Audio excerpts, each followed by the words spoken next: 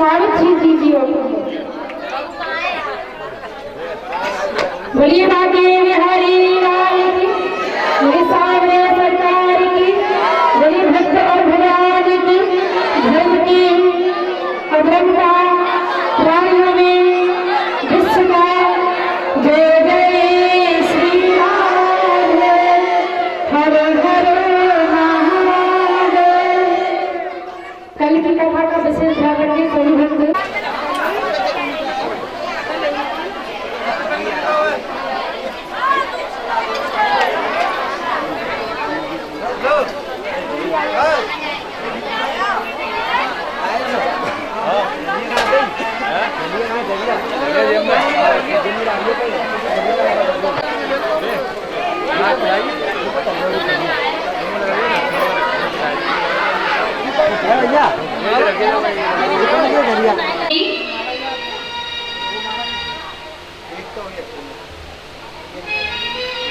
अपने जीवन में एक बात और हमेशा याद रखना,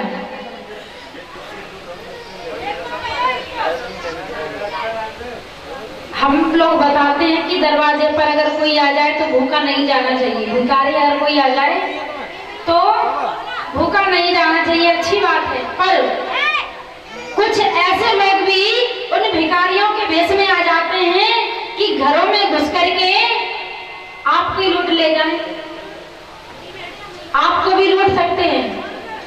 अब लोगों ने सिर्फ 4 बातें सीखी हैं। क्या क्या बातें सीखी है लोगों ने?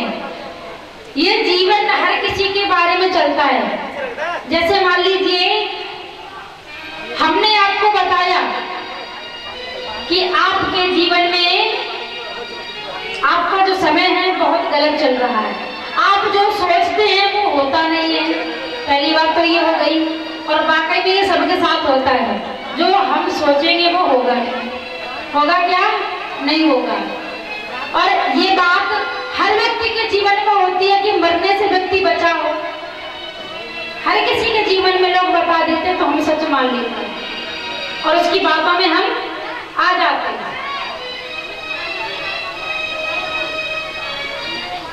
और तीसरी बात सीख ली,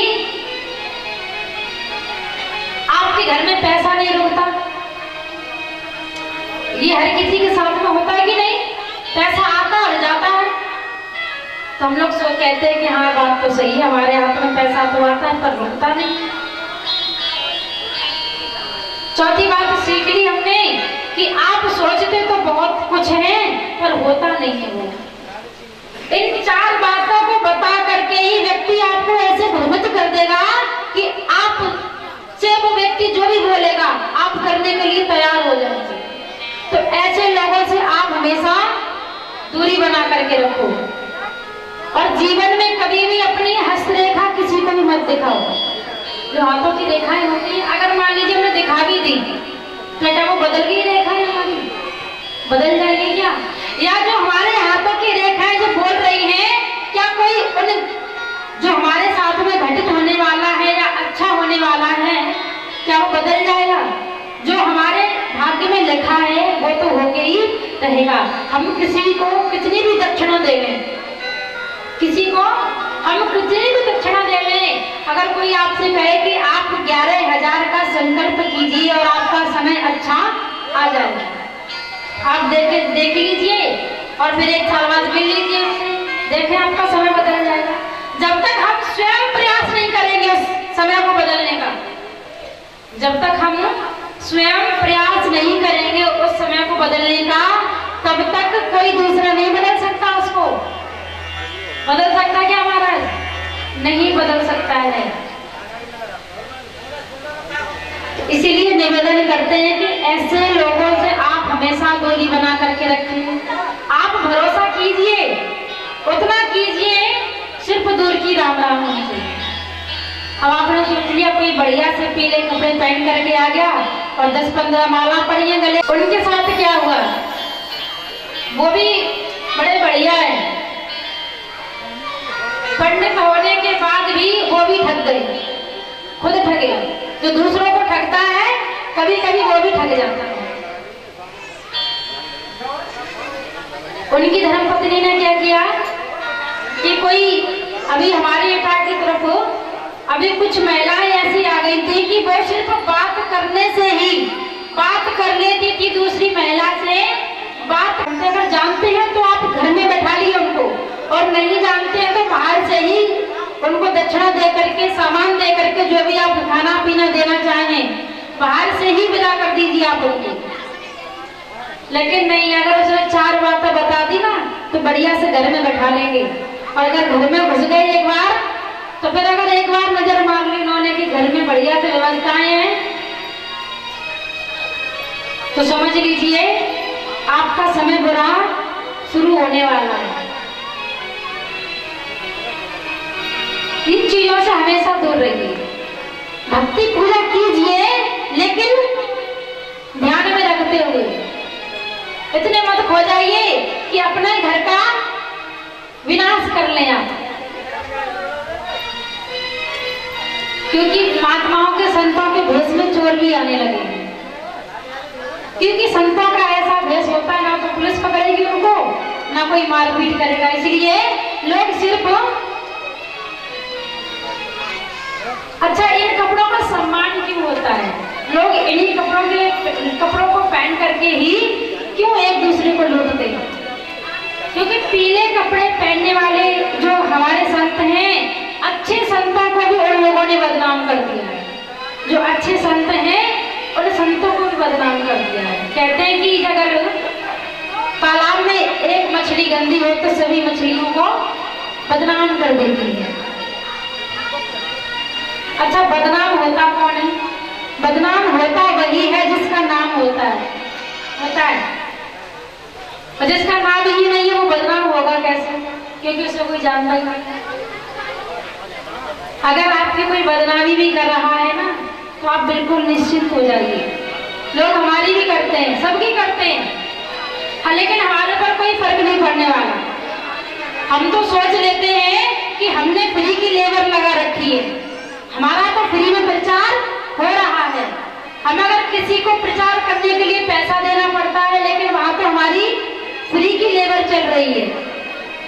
एक व्यक्ति के पास जाएगी बात तो दूसरे व्यक्ति के पास भी चली जाएगी। इसलिए बिल्कुल भी किसी प्रकार का कोई संकोच नहीं करना चाहिए कि लोग हमारे लिए क्या बोल रहे हैं, क्या नहीं बोल रहे हैं। हमें तो इससे कोई फर्क नहीं पड़ता है। हम तो कहते हैं कि आप अकेले काम नहीं कर पा रहे तो 2-4 और साथ में ले लो, हमें तो और खुशी है।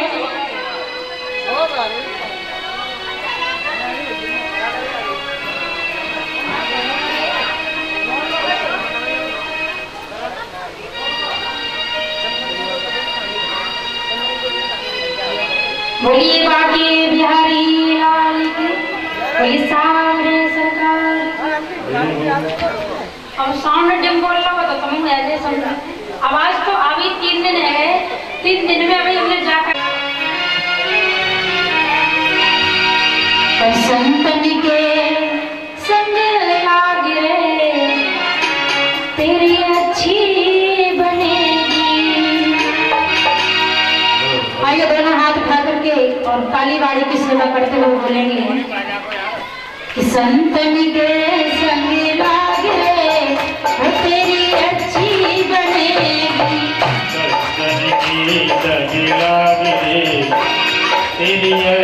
आवाज बराबर है ढोलक की।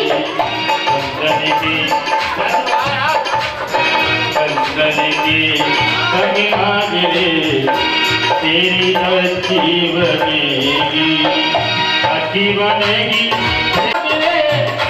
तेरी अच्छी बनेगी।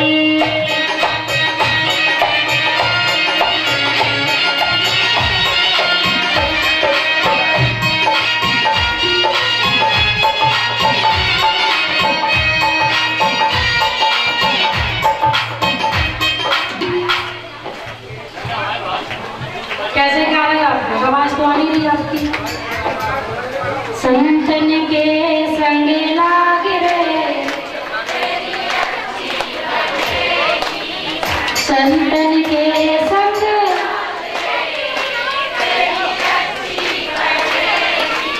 अच्छी बनेगी तेरी किस्मत जगेगी,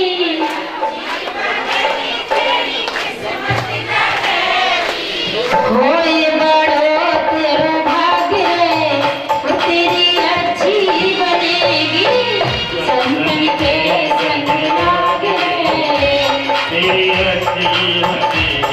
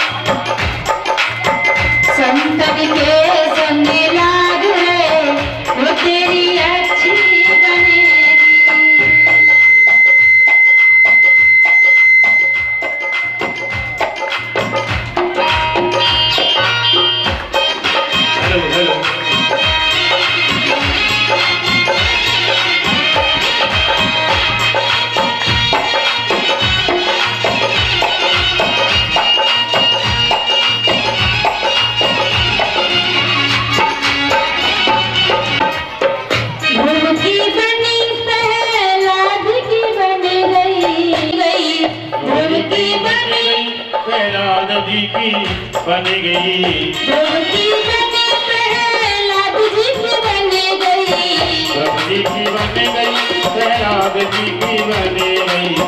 और भूले हर चरणों में लागे, वो तेरी अच्छी बनेगी, संतन के संग लागे तेरी अच्छी बनेगी।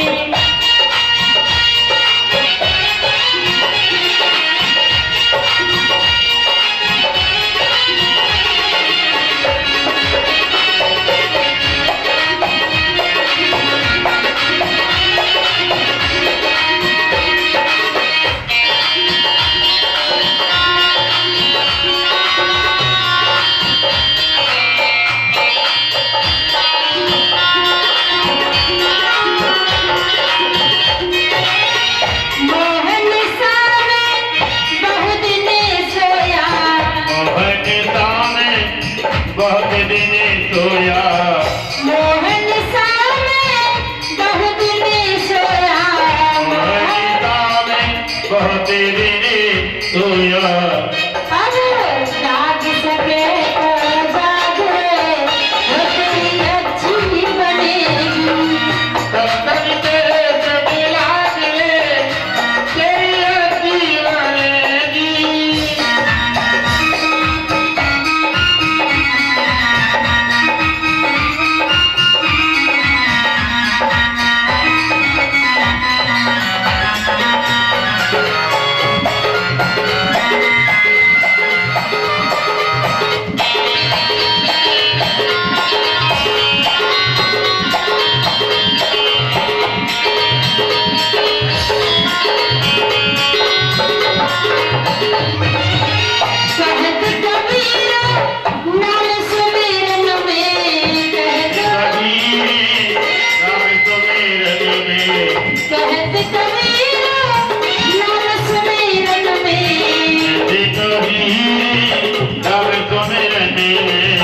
लाग सके तो लाग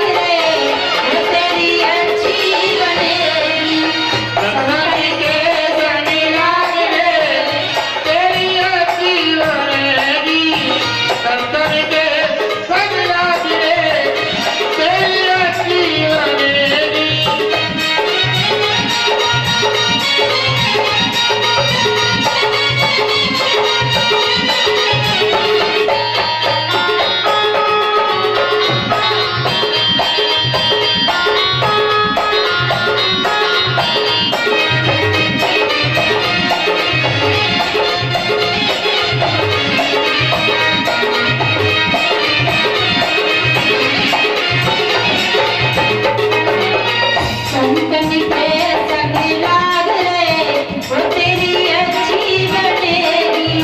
कंगन के संग लाग रे वो तेरी अच्छी बनेगी। कंगन के संग लाग रे तेरी अच्छी बनेगी। कंगन के संग लाग रे तेरी अच्छी बनेगी। बोली बांके बिहारी लाल की जय। बोली सावरे सरकार की बोली भक्त और भगवान की। तो ये बात सती मैया ने देखी कि हमारे प्रभु देवों के देव महादेव जो हैं उन्होंने एक जंगल में घूमते हुए साधारण से व्यक्ति हैं जो उनको प्रणाम किया। हमारे प्रभु को सारी दुनिया नमन करती है लेकिन मेरे प्रभु ने इनको नमन किया है। तो पूछने लगी भोलेनाथ से कि प्रभु एक बात बताइए कि इस जंगल में घूमते हुए इन प्राणियों को आपने प्रणाम क्यों किया। तो भोलेनाथ कहने लगे मैया सती आपको नहीं मालूम है ये तो हमारे इष्ट देव हैं, भगवान का अवतार हो चुका है। इन्होंने मानव रूप लिया है। इन्होंने अपनी लीलाओं को दिखाने के लिए पृथ्वी पर अवतार लिया है। मैया सती जी सोचने लगी कि अगर भगवान का अवतार हो गया होता तो एक स्त्री के पीछे ये वन वन में रोते हुए नहीं घूम रहे होते, नहीं भटक रहे होते। प्रभु मुझे विश्वास नहीं है कि भगवान का अवतार हो चुका है। अगर भगवान का अवतार हो गया होता तो इस प्रकार से साधारण से मानव के रूप में ही नहीं घूम रहे होते। भोलेनाथ कहते हैं मैया सती जी वाकई में विश्वास कीजिए कि भगवान का अवतार हो चुका है। तो मैया सती जी कहने लगी भोलेनाथ से प्रभु मैं इनकी परीक्षा लेना चाहती हूँ और अगर मैं इनकी परीक्षा ले लूंगी तो मुझे विश्वास हो जाएगा कि भगवान का अवतार हो चुका है। भगवान भोलेनाथ ने मना किया सती जी परीक्षा लेने जाओगी तो आप परीक्षा में फेल हो जाओगी, इसलिए आप परीक्षा लेने के लिए न जाओ। लेकिन मैया सती जी नहीं मानी क्योंकि कहते हैं बाल हट, एक त्रिया हट और एक योगी हट। स्त्री भी हट करती है तो मुझे 5,000 को लहंगा चाहिए, पड़ोसी की शादी है भले ही। अब आदमी भले ही कर्जा पे लेके आए पैसा लेकिन 5,000 को लहंगा वो लेके ही मानेगी। लेकिन हर स्त्री नहीं करती है, जो कुछ हटीली महिलाएं होती हैं वही करती हैं। बाल हट, बाल एक बच्चे को भी कहते हैं अगर बच्चा हट कर जाए कि मुझे एक छोटे से बर्तन में हाथी को बैठाना है तो माता भले ही मिट्टी का हाथी बनाए तो छोटे से बर्तन में बैठा के दिखाएगी उसको। बाल, बाल जो हमारे सर के बाल होते हैं इनको भी अगर ये हट कर जाए कि हमको अब सफेद होना है, आप चाहे फिर कितनी भी डाई लगा लो फिर भी 10-15 दिन के बाद ये अपनी औकात में आ जाएंगे। कौन? बाल। भगवान की तरफ से नोटिस आता है हम सभी के लिए कि भाई साहब आपके ऊपर बुढ़ापा आ रहा है। पहला नोटिस आता है बालों के ऊपर कि सफेद पड़ने लगे। अब तो छोटे छोटे बच्चों के बाल भी सफेद हो रहे हैं। अब वो बाल क्यों सफेद हो रहे हैं? बढ़िया से केमिकल वाले तो शैम्पू लगाएंगे, तेल लगाएंगे, हमारे बाल लंबे हो जाए, है ना, दिखने में सुंदर लगे। सुंदरता को दिखाने के चक्कर में ही वो और सुंदर हो जाते हैं। जैसे खिचड़ी नहीं हो जाती है काली सफेद, जैसे चावल में काली दाल मिला देते हैं तो वैसे ही बाल हो जाते हैं। तो इतनी फैशन करो जिससे कि अपना भी नुकसान ना हो। सादा सी चीजें लगाओ ना। काय के लिए? अब जो तेल चल रहे हैं आदिवासी हेयर ऑयल, अब हजारों कंपनियां खुल गई हैं। अब वो तेल जब दिन में महंगे आ रहे हैं, बहुत महंगे आ रहे हैं वो तेल। घर में सरसों का तेल नहीं लगाएंगे लोग, केमिकल वाले तेल लगाएंगे। फिर कहते हैं कि हमारे बाल सफेद हो गए या बढ़ नहीं रहे। मैं आज भी अपने बालों में सरसों का तेल लगाती हूँ। हम फैशन वाले तेल नहीं लगाते। कि भले ही 8 दिन में लगाए एक बार, लेकिन जब भी लगाएंगे तो हम सरसों का ही तेल लगाएंगे।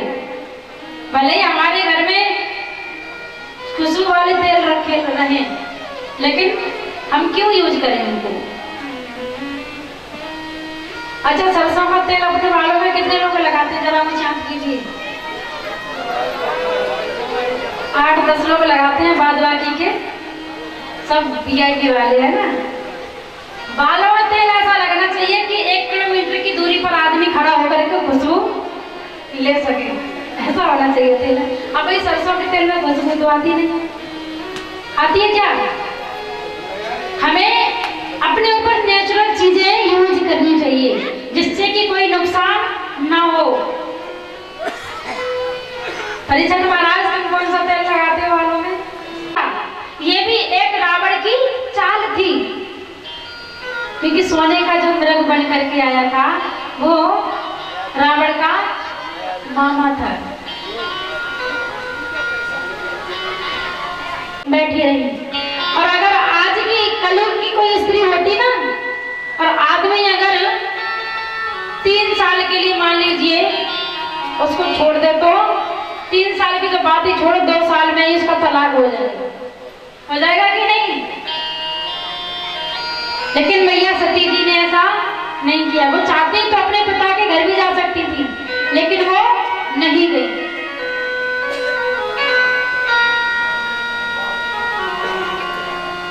कथाएं हमको बहुत कुछ सिखाती हैं। मैया सती चाहती तो क्या अपने पिता के घर नहीं जा सकती थी? बताइए आप। और हम लोग क्या करते हैं, अगर थोड़ा सा झगड़ा हो गया वैसे ही बैग पैक करते हैं और मायके चले जाते हैं। चले जाते हैं कि नहीं? अब एक चीज और देखिए, आज की जो हमारी बहनें माताएं हैं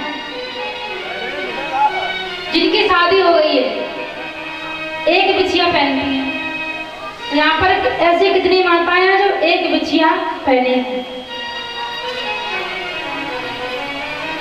श्रृंगार में कितने बिछिया होते हैं बताइए? कितने होते हैं बताइए ना, हमको आपको मालूम ही नहीं है। बड़े बड़े जो डिजाइन वाले जो चूड़ा चलते हैं, फिरोजाबाद में बहुत बढ़िया बढ़िया डिजाइन के आते हैं। शादी ब्याह में प्लास्टिक की चूड़ी पहनते हैं लोग, पहनते हैं कि नहीं? जबकि श्रृंगार में जो महिलाओं का जो 16 श्रृंगार है उसमें प्लास्टिक की चूड़ी वर्जित है, लेकिन फैशन है काय के लिए हम कांच की चूड़ी पहने। आप किसी बुजुर्ग व्यक्ति से पूछ लेना कि 16 श्रृंगार में जो चूड़ियां हम लोग पहनते हैं वो कांच की होनी चाहिए या प्लास्टिक की होनी चाहिए? तो बता देगा आपको कि कांच की होनी चाहिए या प्लास्टिक की होनी चाहिए। अब चूड़ी की भी बात छोड़िए, अब मांग पर आ जाइए। मांग भरने के लिए पूरी मांग भरी जाती है कि नहीं? पूरी भरी जाती है। अब पूरी मांग जो ज्यादा लंबी मांग भरता है, कह देते हैं कि पति की उम्र लंबी हो जाती है ना? हो जाती है कि नहीं? अब मुझे तो पता नहीं है उम्र हो जाती है लंबी कि नहीं हो जाती है। अब आप लोग ही क्या करते हो, पूरी मांग भरने की बजाय बस थोड़ा सा दिखाने के लिए जहां लगा लेते हो। बस दिखता रहना चाहिए, दिखता रहना चाहिए। बस हाँ की मांग भरी है सामने से, बस थोड़ा सा वो। अब तो गीला वाला सिंदूर चला है, जबकि सिंदूर कैसा बनना चाहिए?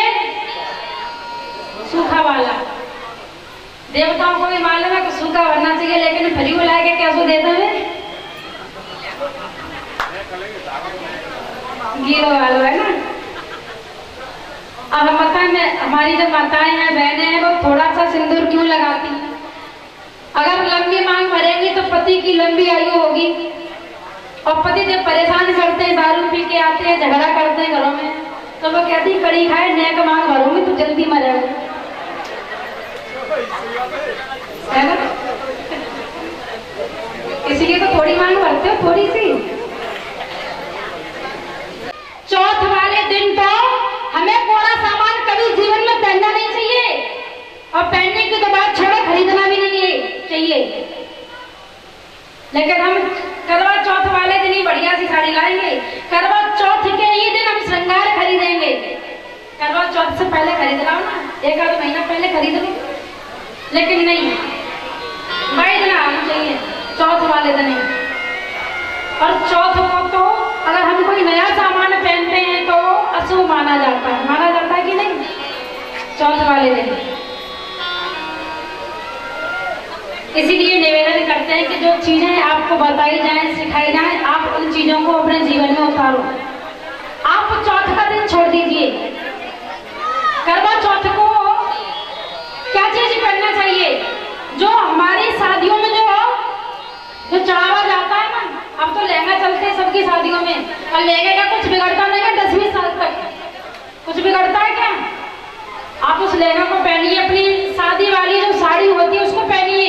जरूरी नहीं है कि आप चौथ वाले दिन नई साड़ी खरीद करके लाओ, नया श्रृंगार खरीद करके लाओ, और चौथ वाले दिन वही नया श्रृंगार, वही नई साड़ी जो पहनती है महिलाएं, वो सोचती है कि हम अपने पति की लंबी आयु कर रहे हैं। अपने पति की लंबी आयु के साथ साथ आप अपनी भी उम्र कम कर रही हो और अपने पति की भी कम कर रही हो। इसलिए चौथ वाले दिन हम कोई शुभ काम करते हैं क्या? करते हैं। इधर चौथ का विचार मानते हैं कि नहीं मानते हैं? चौथ का विचार, लेकिन फिर भी हम लोग चौथ वाले ही दिन सारे काम करें। आगे पीछे खरीद लीजिए ना, क्यों, जरूरी क्या है? लेकिन पड़ोसी करेगा वो ये काम हम करेंगे। पड़ोसी साड़ी बढ़िया सी लेके आए चौथ वाले दिन, अगर हमें साड़ी नहीं मिली तो हम झगड़ा कर करके पूरे घर वालों का दिमाग खराब करेंगे। मैया सती ने भी ऐसे ही जिद की, और जिद करने का परिणाम क्या मिला? भोलेनाथ से भी वो अलग हो गई। मैया सती जी जो थी कैलाश पर्वत पर बैठी हुई है, लेकिन भोलेनाथ उनको अपने पत्नी के रूप में स्वीकार नहीं कर रहे हैं। तो कहते हैं कि रही मन धागा प्रेम का, मत तोड़ो चटकाए, और जोड़े से ना जुड़ते हैं, और जुड़े गांठ पड़ जाए। भोलेनाथ कहते हैं मैया सती जी, अब आप चाहे कितने भी क्षमा याचना कर लो, लेकिन आप भले ही हमारे साथ रहो, लेकिन पत्नी वाला सम्मान आपको नहीं मिलेगा। आपको माता वाला सम्मान हम दे सकते हैं, एक स्त्री होने का सम्मान दे सकते हैं, पर पत्नी वाला सम्मान हम अब नहीं देंगे। क्योंकि पहली बात तो आपने हट की परीक्षा ली, परीक्षा भी ली, कोई बात नहीं, लेकिन हमारे प्रभु ने आपको माता बोल दिया, और जब माता बोला तो आप ही हमारी माता हुई, इसीलिए नहीं। इस प्रकार से मैया सती जी भगवान भोलेनाथ से क्षमा याचना कर रही थी, तो उन्होंने एक दृश्य देखा कि आकाश मार्ग से विमान जा रहे हैं, और विमानों में बैठ करके देवी देवता नृत्य गायन करते हुए, झूमते हुए जा रहे हैं। तो मैया सती जी ने पूछा, प्रभु एक बात बताइए, ये जो विमान है वो कहाँ जा रहे हैं? दिनेश भैया झांकी तैयार करवा रहे हो, और अच्छे से तैयार करवाना।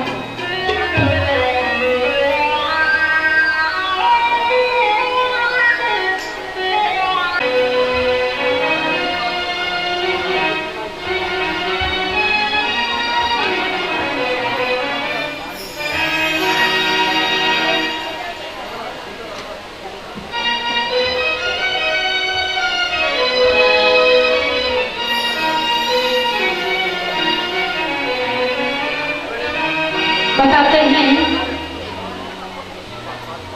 मैया सती जी कहने लगी कि हमारे पिताजी ने सभी बहनों को बुलाया, सभी देवी देवताओं को बुलाया, लेकिन हमारे पिताजी ने हमको क्यों नहीं बुलाया? हमसे ऐसी कौन सी भूल हो गई, ऐसी कौन सी गलती हो गई जो हमारे पिताजी ने सभी बहनों को बुलाया लेकिन मुझे नहीं बुलाया?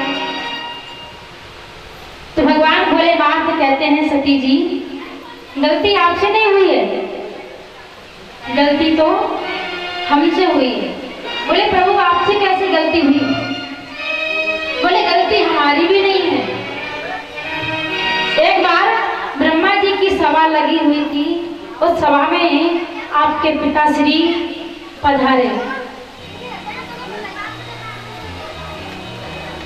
उस सभा में आपके पिताश्री पधारे, लेकिन सभी देवताओं ने उनका खड़े होकर के सम्मान किया और मैं भगवान के ध्यान में बैठा हुआ था, आंखें बंद किए हुए था। मैंने आपके पिताजी को आते हुए नहीं देख पाया, इसलिए मैं उनके सम्मान में खड़ा नहीं हो पाया। उस भरी सभा में आपके पिताजी ने मेरा बहुत अपमान किया, मुझे बहुत गालियां दी, लेकिन मैंने आपके पिताजी को कोई जवाब नहीं दिया। मैंने उनकी बात का भी बुरा नहीं माना। उन्होंने उस भरी सभा में मेरा ही अपमान किया, लेकिन फिर भी मैं चुप रहा। उसी वजह से आपके पिताजी नाराज हैं, उसी नाराजगी की वजह से आपके पिताजी ने आपको नहीं बुलाया। मैया सती जी कहने लगी, कोई बात नहीं, अगर हमारे पिताजी ने हमको नहीं बुलाया है तो हम बिना बुलाए जाएंगे। और एक बात हमेशा याद रखिए, बिना बुलाए हम अगर जाएंगे तो कब जाना चाहिए? या तो कोई कार्य व्यवहार ना हो उस घर में, पिता के भी घर अगर हम जाएं बिना बुलाए, अगर कोई कार्यक्रम हो रहा है और पिताजी ने नहीं बुलाया तो हमें वहां बिना बुलाए नहीं जाना चाहिए, क्योंकि सम्मान नहीं मिलता है। हमें तब जाना चाहिए जब कोई कार्यक्रम ना हो, तब हमें अपने पिताजी के यहाँ पर बिना बुलाए जाना चाहिए। कि गुरु के यहाँ एक मित्र के यहाँ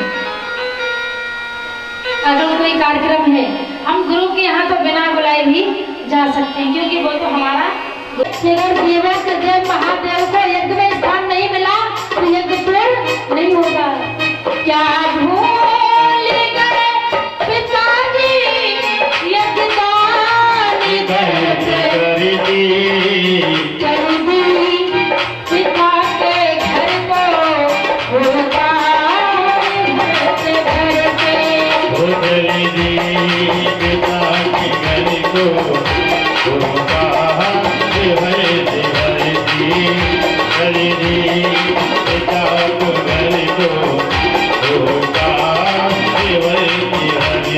और महाराज दक्ष ने जवाब दिया पहले सती जी को कि सती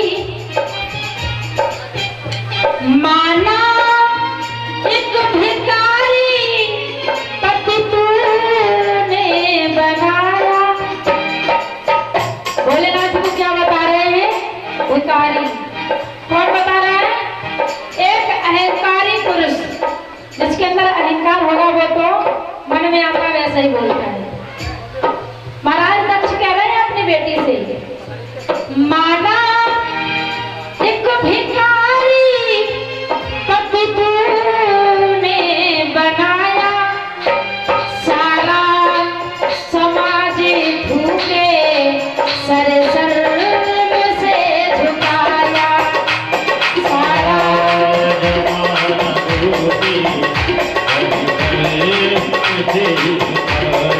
और कहते हैं तेरा मुख न देखो तेरे पति का। मैं मरते दम तक तेरा मुख नहीं देखना चाहता था, लेकिन मैं फिर भी याद रही और चल दी पिता के घर को होगा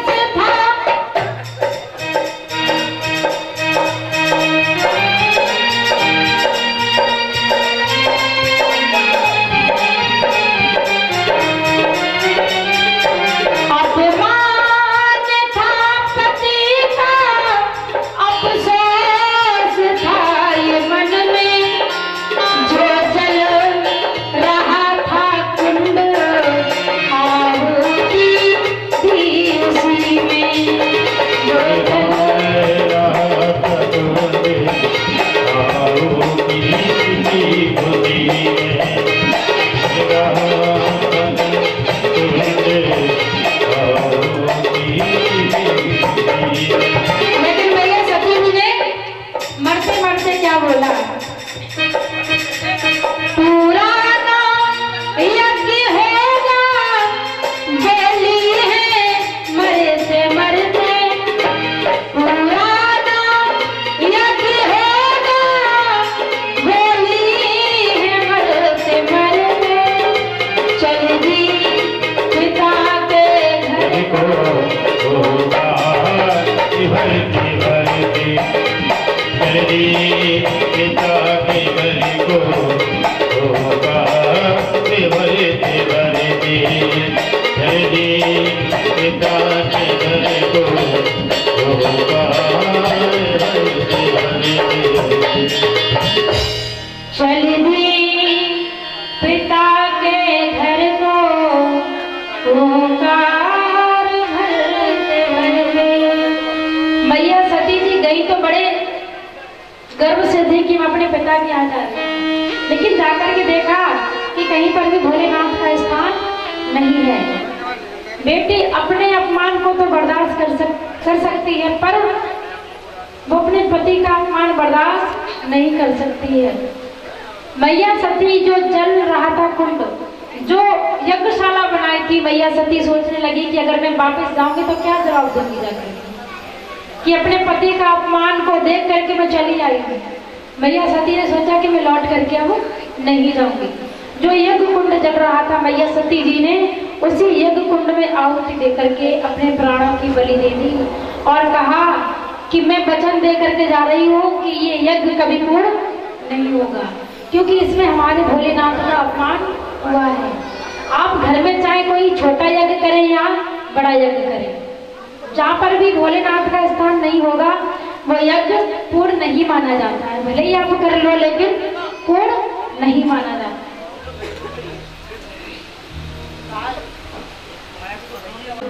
वहाँ चुप हो जाता है, चुप्पी साध जाता है। बाद में बोलेगा, जब वो काम खत्म हो जाए, वो काम निकल जाए तब बोलेगा। तब बोलने से क्या होता है, तो क्या मतलब, जो बात हम समय पर बोल दे, सामने में बोल दे, मुंह पे बोल दे, वो तो बात है, पीछे बोलने वाली कोई बात नहीं होती है। उस समय पर किसी भी देवता ने कोई जवाब नहीं दिया, किसी ने नहीं रोका कि मैया सती जी, उसका पतन होने से कोई नहीं रोक पाता है। जो लोग स्वयं को अपने आप को भगवान मानते हैं, मैं भगवान हूँ, मेरी पूजा करो, मेरी पूजा, और जिन्होंने अपने आप को भगवान माना है और वही भगवान आज जेल में पहुंच गए हैं। ये सत्य है पर कड़वा है, और सत्य हमेशा कड़वा होता है। जो अपने आप को भगवान मानते हैं, अपने आप को भगवान समझते हैं,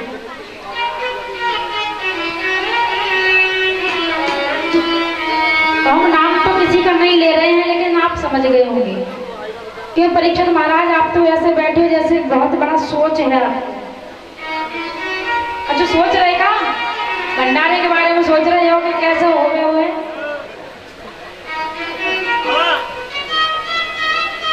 ऐसे सोच रहे हैं।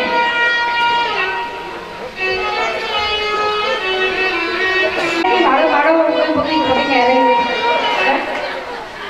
जाके सोच रहे हैं शायद। कोई बात नहीं, आपको काम भी मिलेगा, पर थोड़ा सा समय तो। हम जैसे ही शरीर से श्वास निकली वैसे ही रिश्ते भी खत्म हो जाते हैं।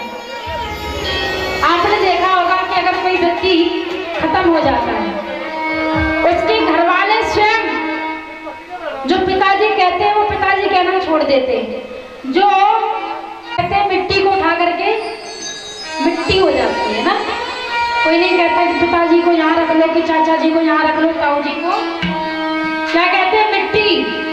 क्या रह जाता है, मिट्टी। कीमत किसकी है, श्वासों की कीमत है, इंसान की कोई कीमत नहीं है। अगर मान लीजिए हमारा मकान रोड पर है तो उस मकान की तो कीमत है, अगर कोई व्यक्ति रोड पर आ जाए तो उसकी कोई इज्जत करता है क्या? अच्छा, इंसान की कीमत क्यों घट जाती है अगर कोई व्यक्ति रोड पर आ जाए? रोड पर मकान हो तो उसकी कीमत बढ़ती है कि नहीं? और व्यक्ति अगर रोड की तो बात छोड़ोगे, पूछता भी नहीं है।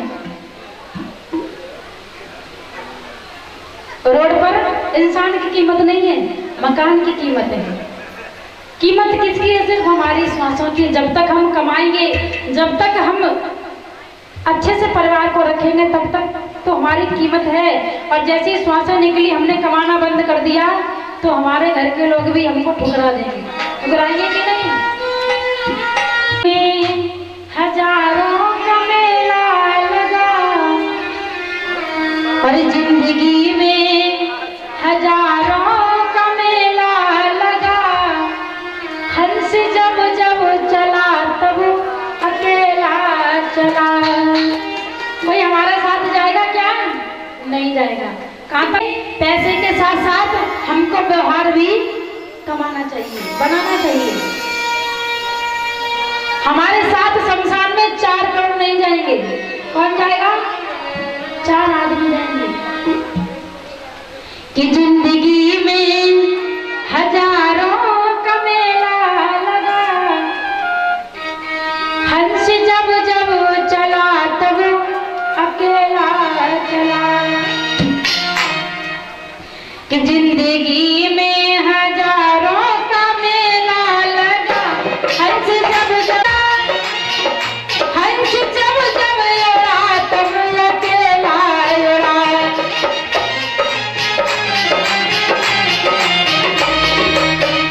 जिंदगी में हजारों का मेला लगा, हंस जब उड़ा तब अकेला जब जब उड़ा तो अकेला उड़ा, हंस जब जब उड़ा तो अकेला उड़ा। और कहते हैं कोठी बंगले बने के बने रह गए, रिश्ते नाते लगे के लगे रह गए। धरे के धरे रह गए, नाते पड़े के पड़े रह गए। साथ पर घट से आगे ना कोई चला, आगे ना कोई चला। साथ पर घट से आगे ना कोई चला। हर गट से आगे ना कोई चला। हंस जब जब चला तब अकेला चला। हंस जब जब चला तो अकेला चला।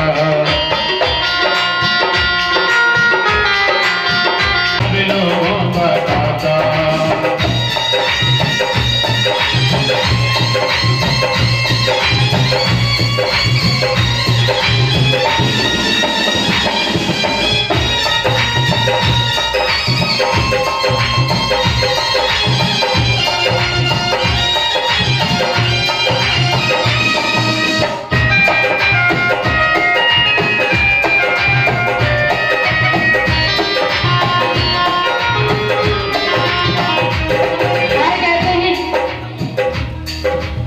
नहीं चले उनके घर रिश्वत, नहीं चले जाला।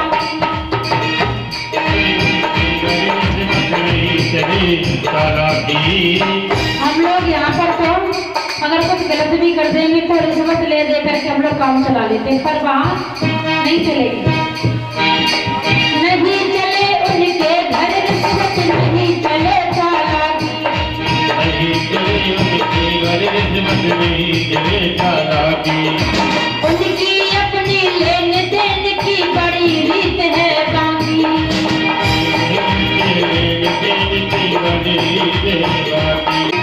उनकी नैया पार लगाता और काफी स्वयं डूब जाता। मेरे मालिक के दरबार में सब लोगों का खाता। मेरे मालिक के दरबार में सब लोगों का खाता। मेरे रसगुल के दरबार में सब लोगों का खाता।